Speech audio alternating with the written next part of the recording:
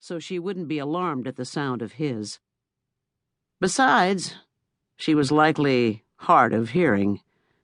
At that thought, Gerald blew a little puff of air out his nose in a kind of laugh.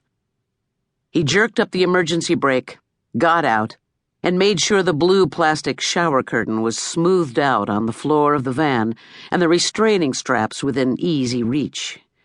He picked up a set of pliers that had fallen from their niche on the side of the van, a place for everything and everything in its place. When he had tidied up and made his preparations, from a small box he pulled a roll of duct tape and yanked off a 6-inch piece that he stuck lightly on the front of his sleeveless t-shirt, so it would be at hand when needed. Then he pushed the doors shut, but didn't close them altogether. Gerald stopped once more to check out the hillsides on either side of the wash, just a few prefab houses clinging to the side of the hill. Sweet location from a made-to-order wet dream. There wouldn't be the fuss there was sometimes getting them into the van.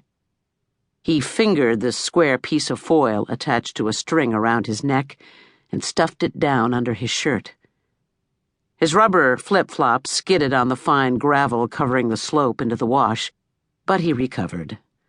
Tucking an oily strand of hair behind his ear and adjusting himself one more time made him feel presentable enough to approach his date. The woman appeared not to notice him as she picked up rock after rock with her bulky garden gloves, examined them, threw some away and put others in a dusty olive-green backpack resting on a larger stone. That was a good sign, her ignoring him. You could tell they were a little fearful if they didn't look at you. Fear was a good sign. As he watched, she bent down and one-handed a rock that looked to be about 5 pounds. Did a couple of curls with it. Maybe not so old after all. But then he got closer and saw that, yes, this was the one he was looking for, and she was ripe. Face not wrinkled, but lined a little with the dryness of the desert, and a trace of softness along the edge of her jaw. Gerald sucked in a sudden breath as he thought about running his nose over that jaw. Freckles sprinkled the part of her chest that showed above the neckline of her t-shirt. So thin and frail, he wondered if her hips might break when she spread her legs. Fantasies of cracking bones aroused him again. She took off her hat and wiped her face with it. The hair that looked gray on first sighting from the bridge glowed white in the mid-morning sun.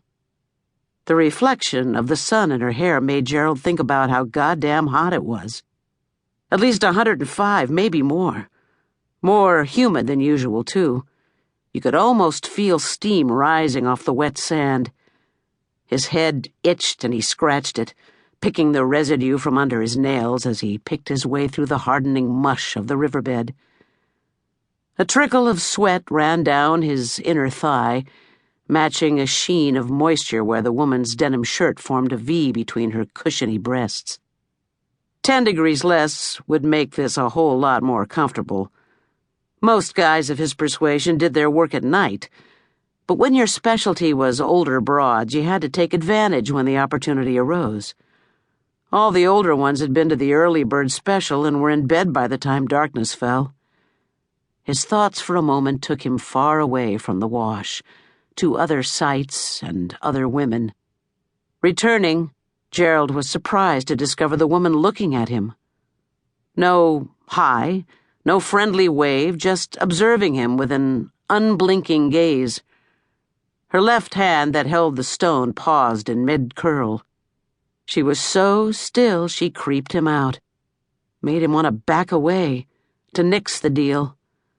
But then he remembered there was more than just satisfaction at stake here. "Hiya," he said.